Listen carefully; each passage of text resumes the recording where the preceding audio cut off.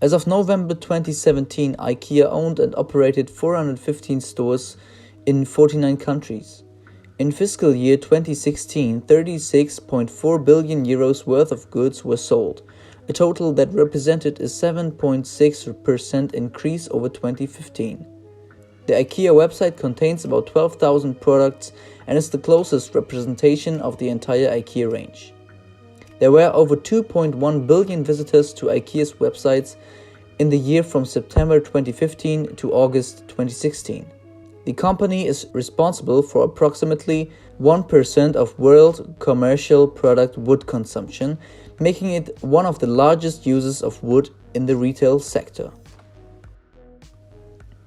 But how did that Swedish multinational company get that big? Why is it so successful and how is it that popular?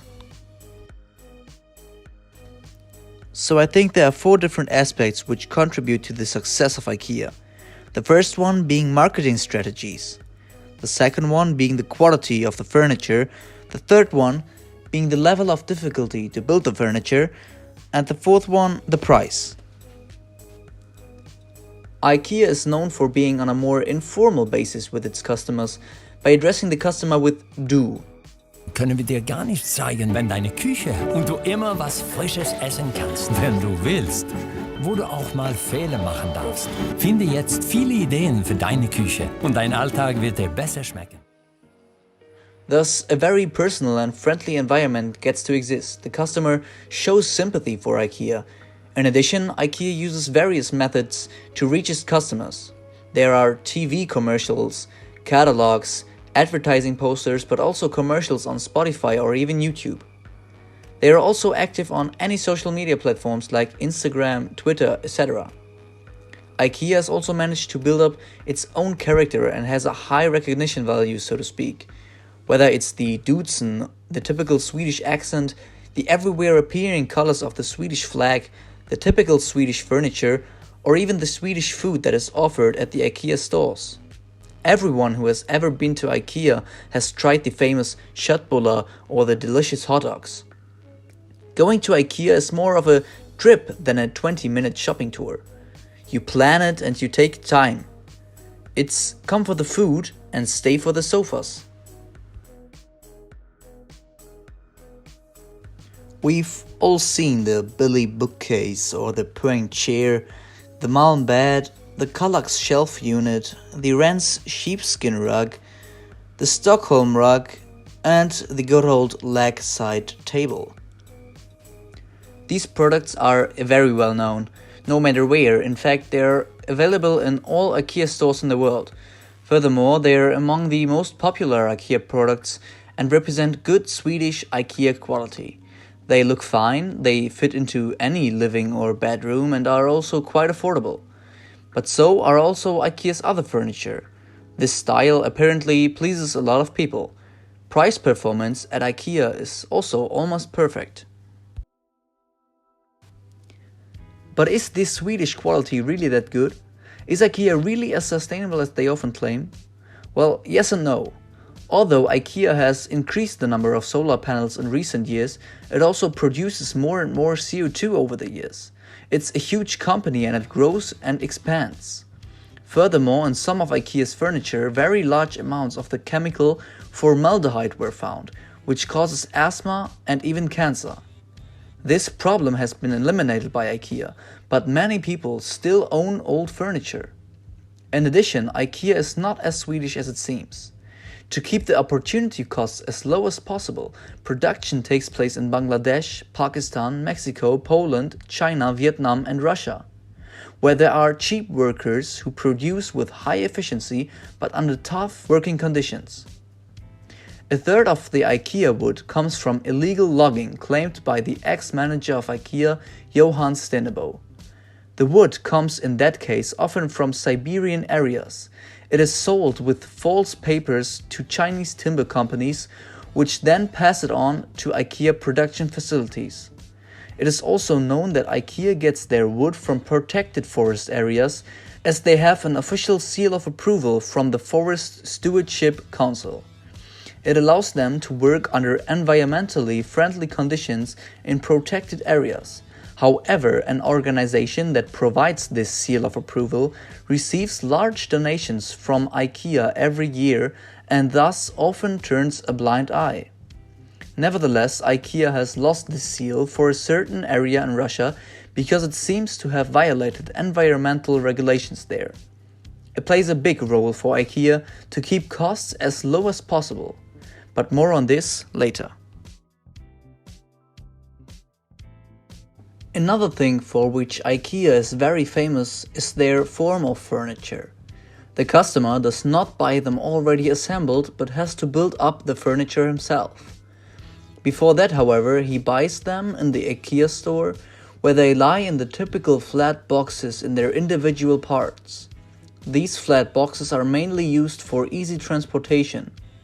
Because of the space-saving size, IKEA can transport 10 times as much furniture as their competitors using the same amount of gas. IKEA stores can also keep more furniture in stock than its competitors, since only show floor models need to be stocked fully assembled.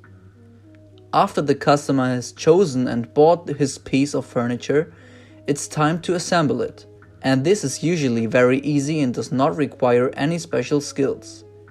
After the assembly, the so-called IKEA effect becomes apparent. It describes that the customer feels much more joy about the piece of furniture because he has built it himself. Thus, he connects the build-up and eventually IKEA's furniture with fun or joy, and IKEA gains popularity.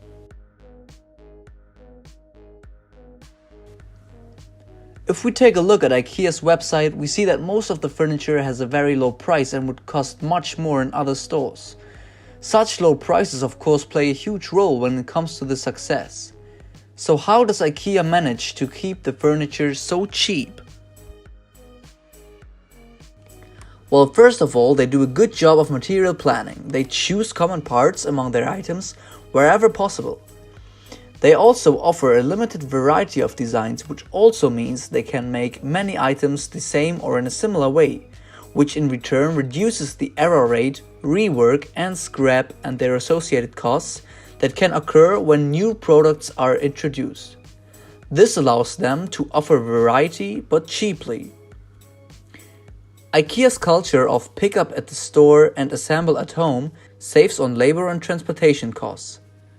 Also, they design for efficient shipping, and things are packed flat and tightly together. Another thing is that before an IKEA product is made, its price is set by IKEA.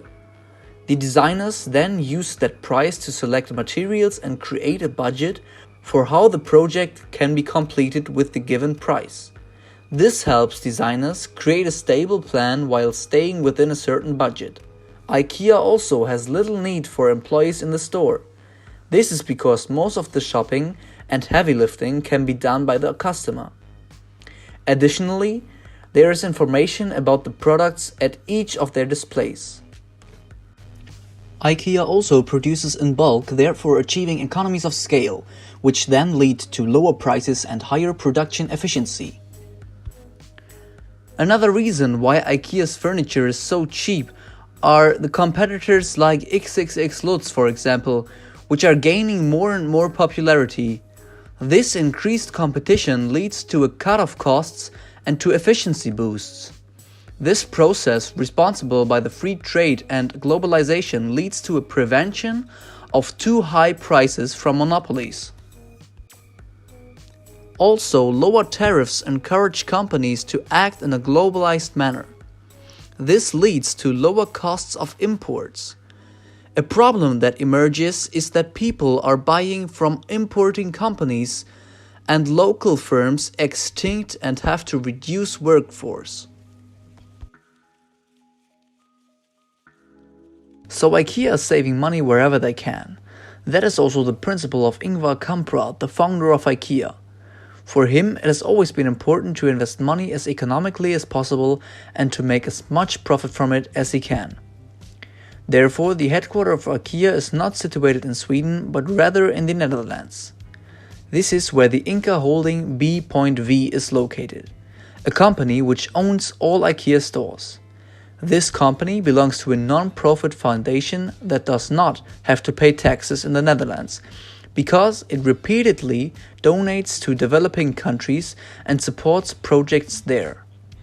However, these donations add up to far less money than would be required for the actual taxes. Through such tricks, IKEA likes to escape the tax office from time to time. So here we have the wide network of IKEA, a company that has managed to gain popularity worldwide.